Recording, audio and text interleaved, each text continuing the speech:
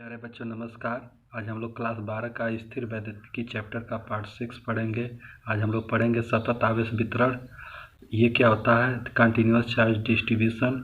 देखें, जब किसी बॉडी को आवेशित किया जाता है तो आवेश दो प्रकार से बंट जाता है, एक सतत आवेश वितरण और दूसरा असतत आवेश वितरण।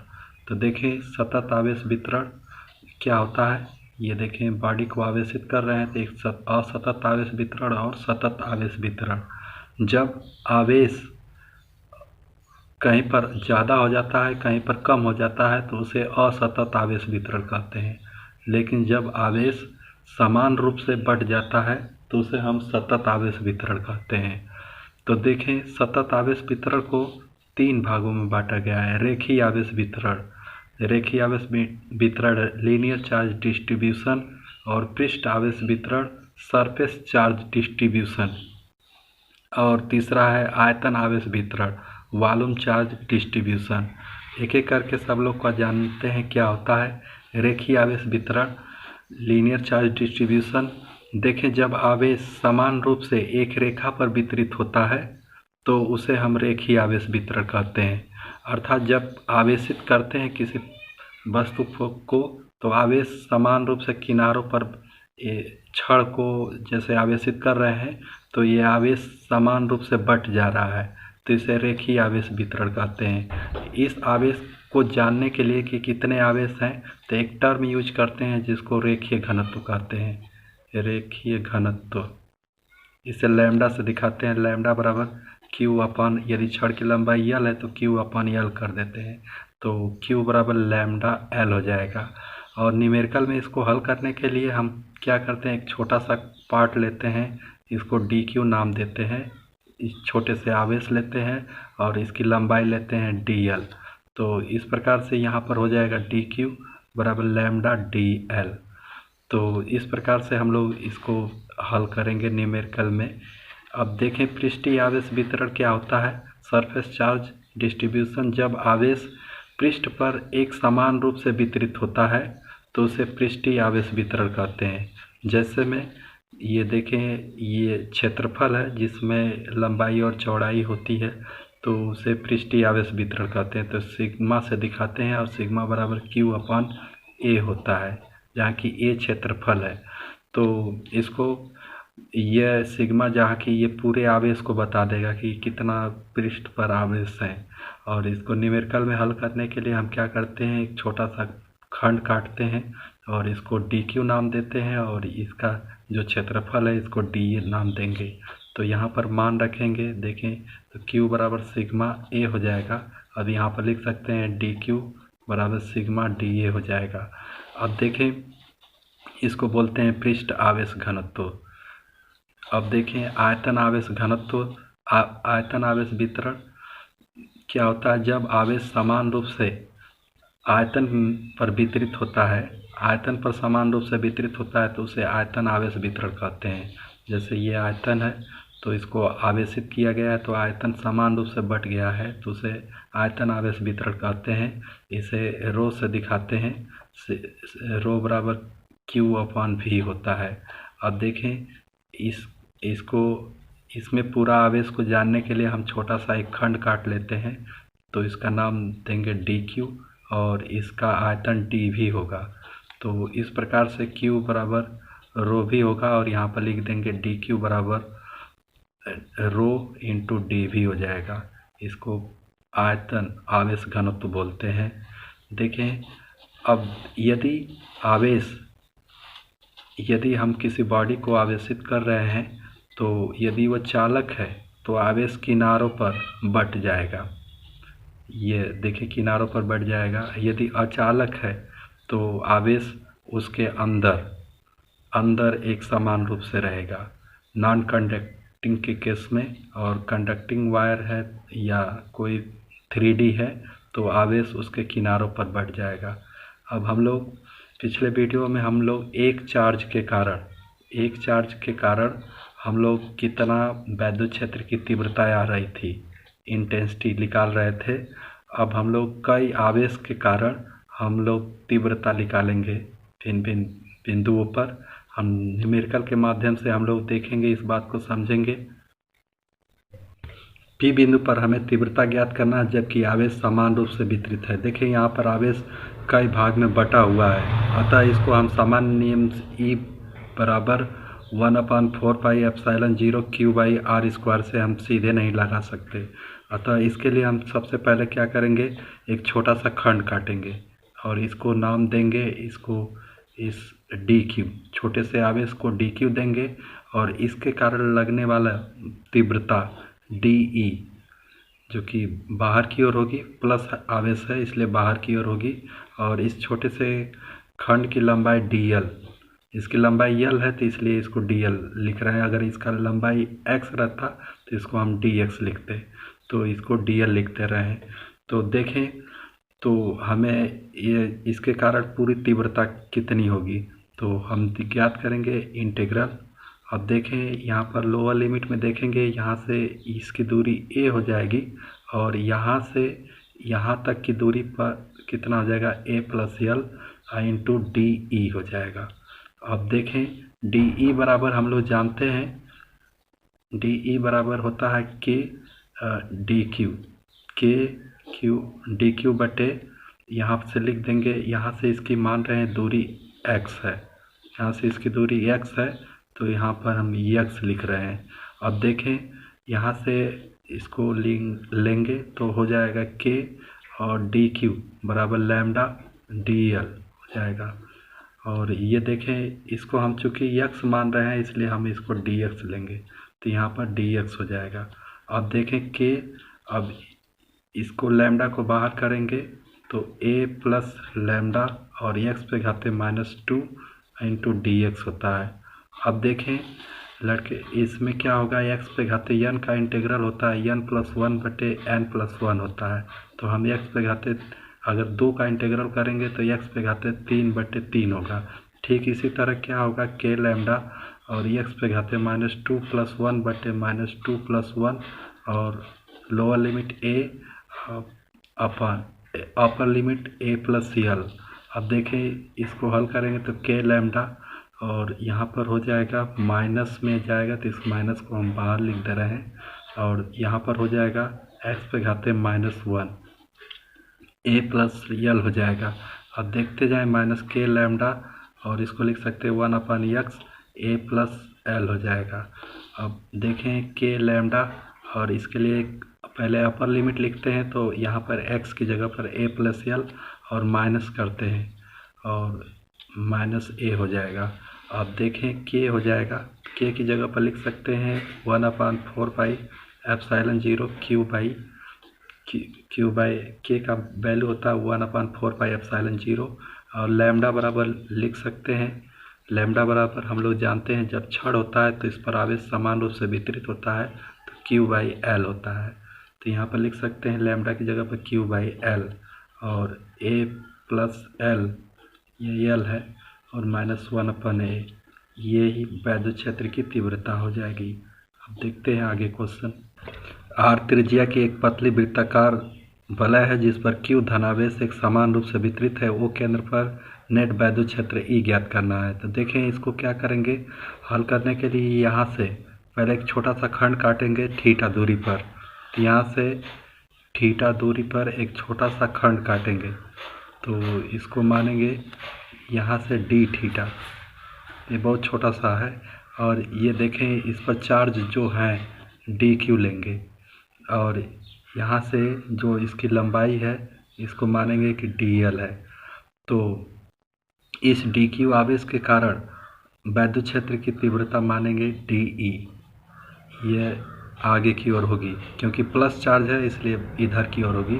आप देखें अब ये थीटा है तो ये एकांतर कोण से ये भी थीटा हो जाएगा। अब देखें थीटा के सामने का जो होता है तो इसको वियोजन करेंगे तो क्या होगा, डी ई कास थीटा, ये थीटा है इसलिए डी कास थीटा हो जाएगा। और ये देखें ये थीटा, ये जो लंबवत घटक है डी ई साइन थीटा हो जाएगा, डी ई साइन थीटा हो जाएगा। अब इसी तरह इसका अगर दर्पण प्रतिबिंब लेंगे, मिरर इमेज लेंगे, तो ऐसे ही एक और छोटा सा खंड कटेगा तो यह वैद्युत क्षेत्र की तीव्रता इधर जाएगी, ये देखें डी ई होगा। तो अब यह क्या हो जाएगा, यहाँ पर डी ई कास थीटा हो जाएगा, डी ई कास थीटा और डी ई साइन थीटा। तो ये देखें इनकी डायरेक्शन एक समान होती है इसलिए यहाँ पर शून्य नहीं हो पाएगा। लेकिन ये देखें वेक्टर अपोजिट दिशा में होने के कारण एक दूसरे को कैंसिल कर देंगे, इसलिए हम सिर्फ डी ई साइन थीटा को लेंगे। अतः इस पूरे आवेश के कारण लगने वाले वैद्युत क्षेत्र की तीव्रता ई बराबर लिख सकते हैं, ई नेट बराबर लिखेंगे इंटीग्रल, देखिए यहाँ से 0 अंश से जाएगी और 180 अंश तक जाएगी, तो 0 to pi into D E लिखेंगे। अब हम लोग लिख सकते हैं 0 to पाई और डी ई की जगह पर लिखा जाएगा के डी क्यू बटे आर स्क्वायर। यहाँ पर देखें के क्यू बटे आर स्क्वायर होता है, तो क्यू की जगह पर छोटा सा चार्ज लिया है इसलिए डी क्यू हो गया और यहाँ पर आर स्क्वायर हो जाएगा। अब हम लोग लिख सकते हैं 0 to पाई और यह के कांस्टेंट राशि इसको बाहर कर सकते हैं और डी क्यू बराबर होता है लैम्डा डी एल होता है। अगर यहाँ पर देखें लैम्डा डी एल हो जाएगा और बटे आर स्क्वायर, तो कांस्टेंट राशि को बाहर कर रहे हैं तो के लैम्डा और 0 to पाई हो जाएगा।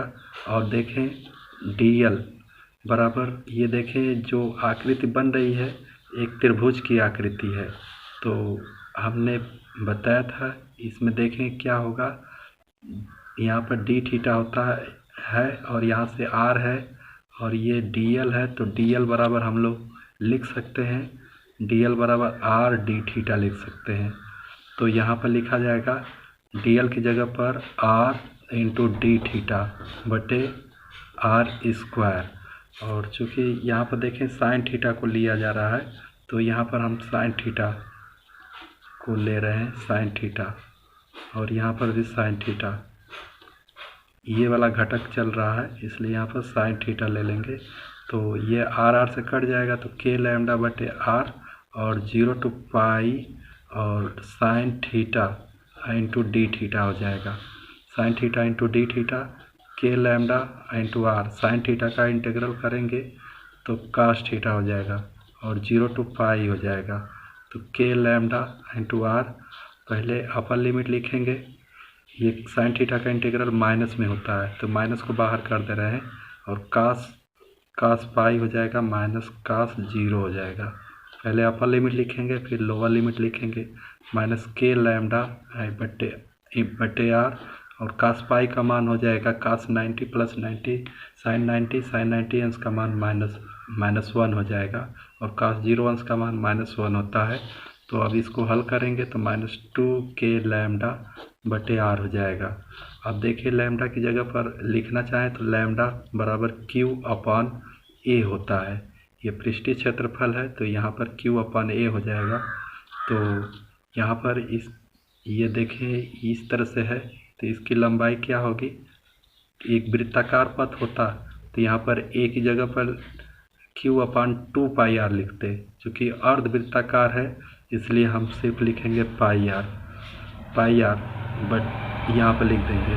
तो यहाँ पर लिख सकते हैं -2 के और लैम्डा की जगह पर लिख सकते हैं के अपॉन पाई आर और ये आर से गुणा होगा तो पाई आर स्क्वायर हो जाएगा, यही आंसर हो जाएगा।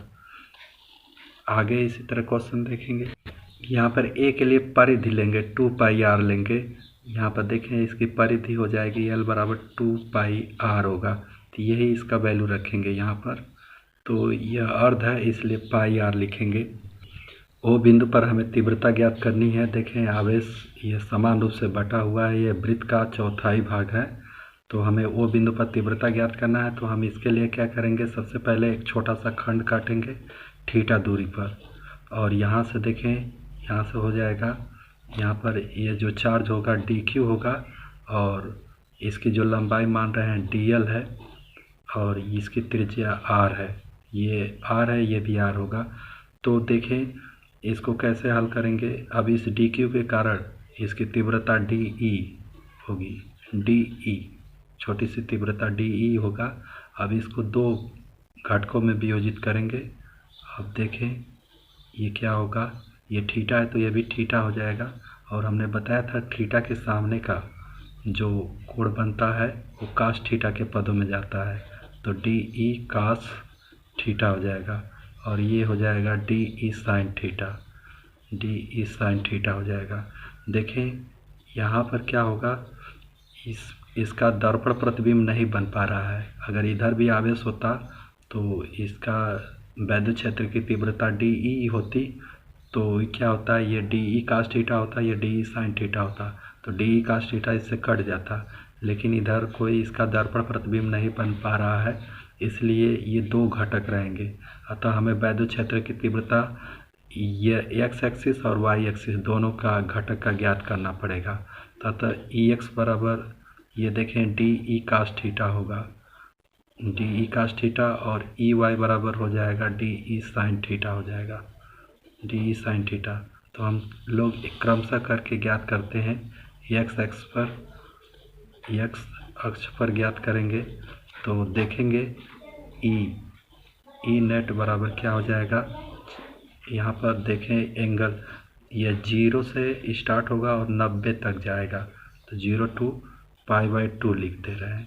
और यहाँ पर लिखा जाएगा ई नेट बराबर डी ई कास थीटा, यह एक्स एक्सिस है इसलिए हम डी ई कास थीटा लिख दे रहे हैं। अब देखें, अब हम डी ई की जगह पर लिख सकते हैं 0 to π/2, डी ई की जगह पर k lambda k d q बटे r square into cos theta लिखेंगे, इंटू कास थीटा।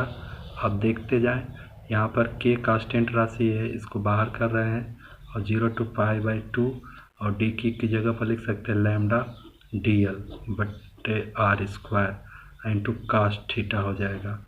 अब देखें कांस्टेंट राशि को बाहर करेंगे तो के लैम्डा, और यहाँ पर देखें लैम्डा की जगह पर क्या लिखेंगे, ये फिर उसी तरह आकृति बना रहा है। यहाँ से देखें आर है और यहाँ से डी थीटा है, ये डी एल है, तो डी एल बराबर क्या हो जाएगा, डी एल बराबर आर इंटू डी थीटा हो जाएगा। यहाँ पर देखें r 0 to π/2 r into d theta और कास थीटा हो जाएगा, और बटे आर स्क्वायर, आर से आर काट देंगे तो देखें के लैम्डा बटे आर, और ये integration 0 to π/2 cos theta into d theta के लैम्डा बटे आर, और कास थीटा का इंटीग्रल करेंगे तो साइन थीटा होगा, और 0 to π/2। तो यहाँ पर हम लिखेंगे के लैम्डा आर, और यहाँ पर देखें पहले अपर लिमिट लिखेंगे तो साइन π/2 माइनस साइन 0 अंश, तो देखिए साइन 90 अंश का मान 1 हो जाएगा और साइन 0 अंश का मान 0 हो जाएगा। तो यहाँ पर के लैम्डा बटे आर आएगा, ये एक्स एक्सिस का आएगा। इसी तरह वाई एक्सिस का ज्ञात करेंगे तो ई नेट बराबर हो जाएगा 0 to π/2 90 अंश का बन रहा है इंटू डी ई देखें क्या है, डी ई वाई एक्सिस ये है डी ई साइन थीटा, तो डी ई साइन थीटा हो जाएगा। यहाँ पर माइनस होगा क्योंकि ये देखें एक्स एक्सिस इधर है, एक्स एक्सिस इधर है और एक्स एक्सिस के विपरीत दिशा में है, तो यहाँ पर माइनस हो जाएगा। अब देखते जाएं तो यहाँ पर डी ई साइन थीटा हो जाएगा। तो यहाँ पर हम क्या करेंगे, डी ई की जगह पर लिख सकते हैं के लैम्डा के डी क्यू और बटे r square into sine theta लिखेंगे, और यहाँ पर लिखेंगे 0 to π/2। तो हम इसको बाहर करेंगे के, और डी क्यू की जगह पर लिख सकते हैं लैम्डा डी एल अब बटे आर स्क्वायर, और यहाँ पर हो जाएगा, यहाँ पर देखें 0 to π/2। अब देखते जाएं, और यहाँ पर लिखेंगे डी एल की जगह पर लिख सकते हैं के, यहाँ पर लिखेंगे डी एल बराबर लैम्डा 0 to π/2 और डी एल बराबर होता है आर डी थीटा बटे r square into sine theta. तो आर से काट देंगे तो हम पाएंगे के लैम्डा और 0 टू पाई बाई 2 और आर से कट जाएगा तो बटे आर हो जाएगा into sine theta into d theta हो जाएगा। तो हम के लैम्डा बटे आर साइन थीटा का इंटीग्रल करेंगे तो माइनस कास थीटा हो जाएगा और 0 टू पाई बाई 2 हो जाएगा। तो देखें के लैम्डा बटे आर और यहाँ पर देखें इसका अपर लिमिट रखेंगे तो कितना हो जाएगा कास पाई बाई 2 हो जाएगा और माइनस कास 0 अंश हो जाएगा। तो माइनस के लैम्डा बटे आर कास 90 अंश का मान 0 अंश 0 हो जाएगा और कास 0 अंश का मान -1, तो ये क्या हो जाएगा प्लस लैम्डा हो जाएगा। तो चूँकि ये देखें एक्स एक्सिस के वाई एक्सिस के नीचे डायरेक्शन में है, देखिए नीचे डायरेक्शन में इसलिए माइनस लग जाएगा तो यहाँ पर माइनस लिख देंगे। तो माइनस के लैम्डा बटे आर हो जाएगा। अब हम लोग ज्ञात करेंगे इसकी परिणामी तीव्रता कितनी होगी। देखिए इसकी परिणामी तीव्रता ई नेट बराबर लिखेंगे √EX² प्लस EY², क्योंकि एक वेक्टर की दिशा इस दिशा में है और एक वेक्टर की दिशा इस दिशा में है, तो यही इसकी परिणामी तीव्रता होगी ई नेट बराबर वेक्टर के नियम से। तो यहाँ पर हमने ज्ञात किया था माइनस के लैम्डा बटे आर का होल वर्ग और यहाँ पर लिखेंगे माइनस के लैम्डा बटे आर का होल वर्ग। तो इसलिए हम इसको लिख सकते हैं 2 लिख सकते हैं, दोनों समान है तो 2 के लैम्डा बटे आर का होल वर्ग, इसका वर्गमूल हो जाएगा तो के लैम्डा बटे आर √2 हो जाएगा। अब देखें लैम्डा की जगह पर लिखना चाहें लैम्डा बराबर Q/A होता है, Q/L लिखेंगे तो ये देखें कितना है Q बटे ये वृत्ताकार पथ का है तो इसको 2πr पढ़ते हैं, 2πr ये अगर हाफ है तो इसका हाफ कर देंगे और इसका चौथाई है तो इसका भी क्या करेंगे 2πr बटे यहाँ पर 4 भाग लेंगे तो πr बटे 2 कर देंगे। πr बटे 2 करेंगे तो यहाँ पर हो जाएगा लैम्डा बराबर 2Q बटे πr हो जाएगा। तो यहाँ पर मान रखेंगे के 2Q बटे πr यहाँ पर रखेंगे तो πr² हो जाएगा, इससे गुणा करेंगे तो यही आंसर हो जाएगा। एक त्रिज्यखंड जिस पर इसके कारण वैद्युत क्षेत्र की तीव्रता ज्ञात करना है तो जिसके बीच का एंगल दिया है अल्फा, तो हम सबसे पहले क्या करेंगे यहाँ से एक लाइन खींचेंगे, एक रेखा खींचेंगे। अब इससे यहाँ से हमें तीव्रता ज्ञात करनी तो एक थीटा दूरी पर एक छोटा सा त्रिज्यखंड काटेंगे, इस त्रिज्यखंड को काटेंगे और इसका नाम देंगे DQ और इसकी लंबाई DL होगी। तो यहाँ से देखें थीटा दूरी पर है और यह d थीटा होगा। तो अब देखें इसके कारण ये वैद्युत क्षेत्र की तीव्रता DE होगी। अब देखें ये 2 घटकों में वियोजित हो जाएगा तो ये देखिए थीटा है तो इसको लिखेंगे DE cos theta, DE cos theta देखिए थीटा के सामने की भुजा है और इसको लिखेंगे DE sin theta, DE sin theta लिखेंगे। अगर इसी तरह एक इधर से विचार करेंगे तो इसका भी एक वैद्युत क्षेत्र की तीव्रता, इसका दर्पण प्रतिबिंब बन रहा है तो यहाँ पर वैद्युत क्षेत्र की तीव्रता आएगी तो यहाँ से होगा तो ये DE cos थीटा होगा और एक DE sin थीटा होगा, तो ये आपस में कट जाएंगे इसलिए DE sin थीटा रहेगा। तो ये हम वैद्युत क्षेत्र की तीव्रता निकालेंगे, ई नेट बराबर हो जाएगा इंटीग्रल, देखिए ये अल्फ़ा है तो इसके मिड पॉइंट से लेंगे तो ये α/2 होगा, तो यहाँ पर α/2 तो माइनस α/2 हो रहा है, फिर इस डायरेक्शन में जाएंगे तो प्लस α/2 हो जाएगा। तो यहाँ से माइनस α/2 और यहाँ पर DE हो जाएगा। तो हम लोग देखेंगे माइनस α/2 DE की जगह पर लिख सकते हैं DQ लैम्डा DQ बटे R²। तो यहाँ पर लिख सकते हैं माइनस α/2 और α/2, तो लैम्डा को बाहर करेंगे तो डी क्यू की जगह पर लिख सकते हैं, डी क्यू की जगह पर ये लिखा जाएगा। देखिए यहाँ पर के डी क्यू होगा और यहाँ पर लिखा जाएगा, के को बाहर करेंगे और यहाँ पर हो जाएगा लैम्डा डी एल हो जाएगा बटे आर स्क्वायर हो जाएगा।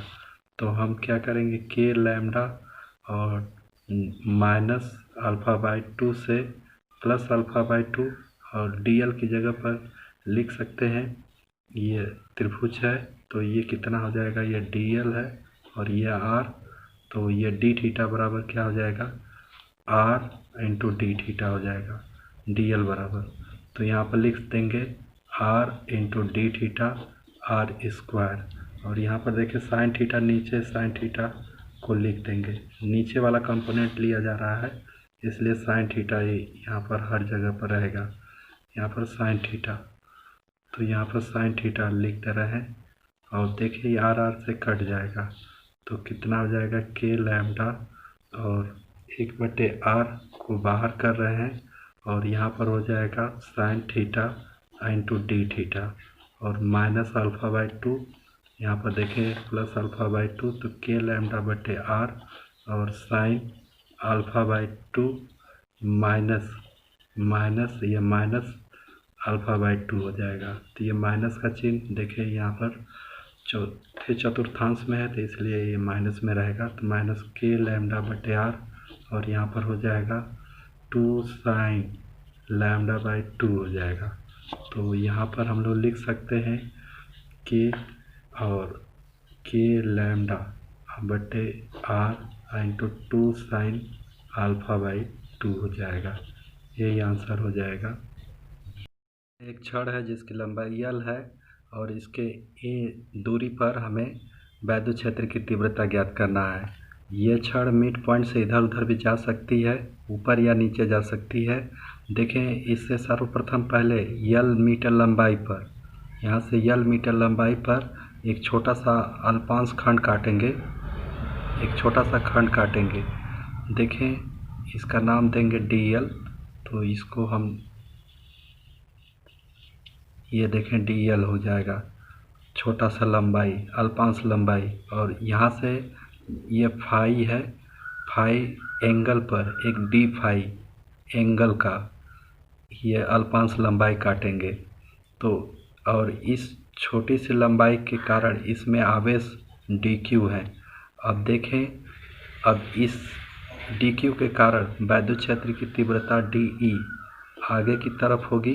अब यहाँ पर देखें फाई है तो ये भी फाई होगा, तो इसको वियोजित करेंगे तो हो जाएगा DE कास फाई, यहाँ पर DE कास फाई और ये हो जाएगा DE साइन फाई हो जाएगा। तो ये लंबवत घटक होगा और ये क्या होगा, ये समांतर घटक होगा। अब देखें ये पूरे चार्ज का हमें ज्ञात करना है, तो पूरा एंगल जान रहे हैं, यहाँ से यहाँ तक का एंगल, यहाँ से देखें फाई 1 है और यहाँ से पूरा एंगल क्या हो जाएगा, यहाँ से फाई 2, यहाँ से पूरा फाई 2। तो हमको पूरा ज्ञात करना है तो हम क्या करेंगे, ई यहाँ पहले लंबवत घटक का ज्ञात कर रहे हैं, तो यहाँ से देखें फाई 1 से फाई 2 तक और यहाँ पर लिखेंगे DE, तो ये देखें कास फाई हो जाएगा, कास फाई हो जाएगा। तो हम लोग देखेंगे, ये देखें नीचे है तो यहाँ पर माइनस हो जाएगा, ऊपर जा रहे हैं मिड इस बिंदु से नीचे जा रहे हैं, माइनस इस बिंदु से ऊपर जा रहे हैं तो प्लस हो जाएगा। तो देखें तो क्या हो जाएगा, यहाँ पर देखें के DQ बटे यहाँ से यहाँ तक की दूरी को मान रहे हैं R, तो यहाँ पर R स्क्वायर हो जाएगा, इंटू कास फाई हो जाएगा और यहाँ पर देखें इंटीग्रल माइनस फाई 1 से फाई 2 तक होगा। तो देखें ये कांस्टेंट राशि है, इसको बाहर करेंगे और देखें DQ बराबर लिख सकते हैं लैम्डा, DL लिख सकते हैं और यहाँ पर R square into cos phi और माइनस फाई 1 से फाई 2 तक। अब देखते जाएं इंटीग्रल का मतलब क्या होता है। इंटीग्रल का मतलब जो होता है जो भी बदलने वाली राशियां हैं, जैसे दूरी है तो इसको जैसे जैसे ऊपर लेकर जाएंगे तो दूरी बदलेगी। अब उसी तरह डीएल है तो डीएल के बारे में विचार करेंगे तो ये भी ऊपर जाएगा तो ये डीएल भी बदलता जाएगा। तो इसलिए जो भी बदलने वाली राशियां हैं उसको कांस्टेंट में बदला जाए। तो हम क्या करेंगे, डीएल की जगह पर पहले आर को बदल लेते हैं। तो हम देख रहे हैं कि एक त्रिभुज का निर्माण हो रहा है। यहाँ पर देखते जाएं, यहाँ से क्या होगा, यहाँ से दूरी ए है, यहाँ से दूरी ए है और देखें यहाँ से लंबाई एल है और ये आर है तो और ये फाई एंगल है। तो cos phi is equal to कितना हो जाएगा, कास फाई बराबर आधार बटे क्या होता है, कर्ण होता है। तो हम आर की जगह पर कितना लिख सकते हैं, ए बटे कास फाई लिख देंगे। जितनी भी बदलने वाली राशि हैं उसको चेंज कर रहे हैं तो देखते जाएं कितना हो जाएगा। यहाँ पर -φ1 से φ2 तक और dl cos फाई और यहाँ पर r की जगह पर लिख सकते हैं a बटे cos फाई का होल वर्ग लिख देंगे। अब देखें ये कांस्टेंट हो गया और देखते जाएं तो इसको भी बदलते रहें, k लैम्डा और a स्क्वायर हो जाएगा और dl की जगह पर लिख सकते हैं -φ1 से यहाँ पर φ2। dl की जगह पर सोचेंगे तो देखेंगे क्या होगा। देखें dl की जगह पर क्या होगा, एक त्रिभुज बना रहे हैं फिर से। यहाँ पर l है और यहाँ पर a है और यहाँ पर r है तो tan, यहाँ पर tan फाई ले रहे हैं। tan फाई बराबर लंब बटे आधार होगा तो इधर तिरे गुणा करेंगे तो l बराबर a tan फाई हो जाएगा। अब इसका डिफरेंशियल करेंगे तो dl upon d phi angle के सापेक्ष करेंगे तो यहाँ पर सेक स्क्वायर फाई हो जाएगा। तो हम dl की जगह पर लिख सकते हैं a sec square phi into cos phi अब बटे यहाँ पर a स्क्वायर हो जाएगा और ये देखें कास स्क्वायर फाई हो जाएगा तो ये ऊपर जाएगा तो यहाँ पर देखें cos square phi sec square phi दोनों अपोजिट हैं तो ये क्या हो जाएगा, आपस में कट जाएंगे और a से कटेगा तो a बचेगा तो k लैम्डा बटे a और यहाँ पर हो जाएगा कास फाई और देखें इसका इंटीग्रल -φ1 से φ2 तक और इंटू कितना हो जाएगा, देखें यहाँ पर डी फाई हो जाएगा। तो यहाँ पर देखें a sec square phi into d phi तो यहाँ पर डी फाई होगा। तो अब देखेंगे यहाँ पर देख रहे हैं कि जो सभी कांस्टेंट राशियाँ में बदल गई, a का मान हमेशा फिक्स रहेगा और लैम्डा का भी मान फिक्स रहेगा। तो इसलिए क्या करेंगे कि कास फाई का इंटीग्रल साइन फाई होता है तो यहाँ पर देखें φ1 लिख देंगे और यहाँ पर φ2 हो जाएगा तो k लैम्डा अपॉन a और साइन φ1 माइनस साइन φ2 हो जाएगा। तो यहाँ पर माइनस होगा, यहाँ पर माइनस है तो ये क्या कर देगा, इसको प्लस कर देगा। तो पहले यहाँ पर अपर लिमिट लिखते हैं तो φ2 और ये -φ1 माइनस लिखेंगे तो ये क्या करेगा, यहाँ पर प्लस हो जाएगा, बीच में यहाँ पर भी माइनस होता है तो ये हो जाएगा φ2 हो जाएगा। तो ये समांतर घटक के लिए हम लोगों ने ज्ञात किया, लंबवत घटक के लिए। अब इसी तरह देखते हैं समांतर घटक के लिए क्या हो जाएगा। इस समांतर घटक के लिए इसी तरह समांतर घटक के लिए क्या हो जाएगा, देखें ये वैल्यू आया है तो हम लिखेंगे k लैम्डा a और इंटीग्रल -φ1 से φ2 तक और यहाँ पर कास थीटा की जगह पर साइन फाई होगा, sine phi into d phi हो जाएगा। तो अब यहाँ पर लिख देंगे k लैम्डा a और साइन फाई का इंटीग्रल करेंगे तो माइनस हो जाएगा, कास फाई हो जाएगा और यहाँ पर लिख देंगे φ2 से φ1 -φ1 से φ2 तक। अब इसको हल करेंगे तो -k lambda a cos φ2 minus cos φ1 होगा। तो यहाँ पर माइनस लिखेंगे तो कास माइनस के लिए भी पॉजिटिव होता है तो ये रहा समांतर घटक और ये रहा लंबवत घटक। अब देखते जाएं।